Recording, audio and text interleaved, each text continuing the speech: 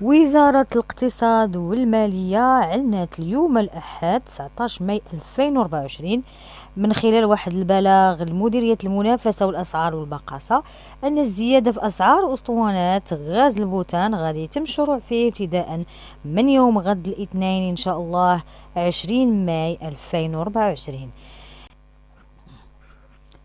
هذا البلاغ جاء في إطار تنزيل برنامج الدعم الاجتماعي المباشر باستفادة 3.6 ملايين أسرة إلى غاية أبريل الماضي، واللي كيعتمد على مبدأ الاستهداف لأنجع الأسر المستحقة للدعم عبر التسجيل في السجل الاجتماعي الموحد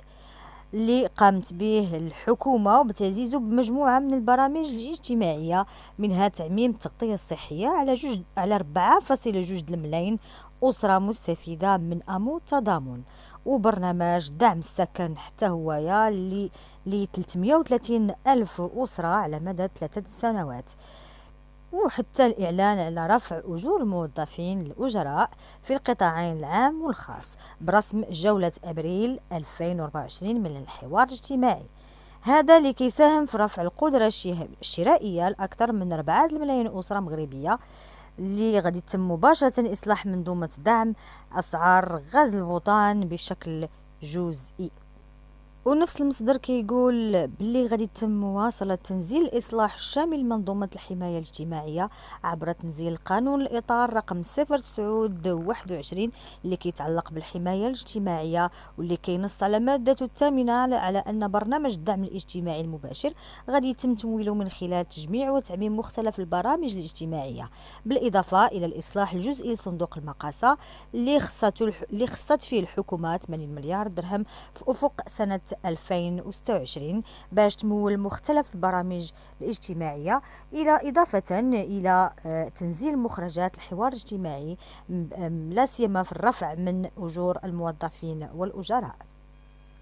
وزارة الاقتصاد والمالية كتكشف أنها بدأت في الشروع ابتداء من يوم غد إن شاء الله الاثنين 20 ماي 2024 في التقليص الجزئي من الدعم الموجه لقنينات غاز البوتان برسم سنة 2024، وكتعلن أن الأمر كيهم ما قدره 2.5 دراهم بالنسبة لقنينة غاز البوتان من فئة 3 كيلوغرامات، و10 دراهم لقنينة غاز البوتان من فئة كيلوغرامات. الحكومة قالت في تصريحاتها السابقة أن الزيادة غادي تكون في أبريل وليس في فاتح أبريل، وهو اللي كيعني أن الزيادة مرتقبة في أي يوم من الشهر الجاري شرط صدور القرار المذكور. كيجي هذا الشيء من بعد رصد أسعار مستقرة في قنينة غاز البوتان في مختلف المدن المغربية. رئيس الحكومة المغربية عزيز أخنوش كشف قبل 5 شهور على توجه الحكومة في تقليص دعم المواد المتبقية في صندوق المقاصة بشكل تدريجي من أجل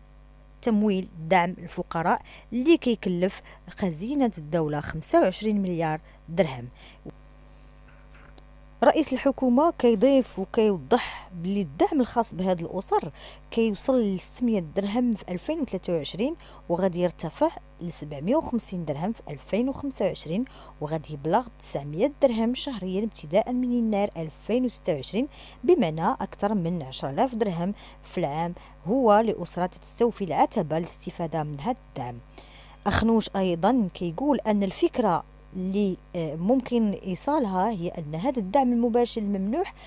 غادي يفوق بكثير مستوى القيمة التي غادي سيتم بموجبها التقليص النسبي لدعم المقاصة.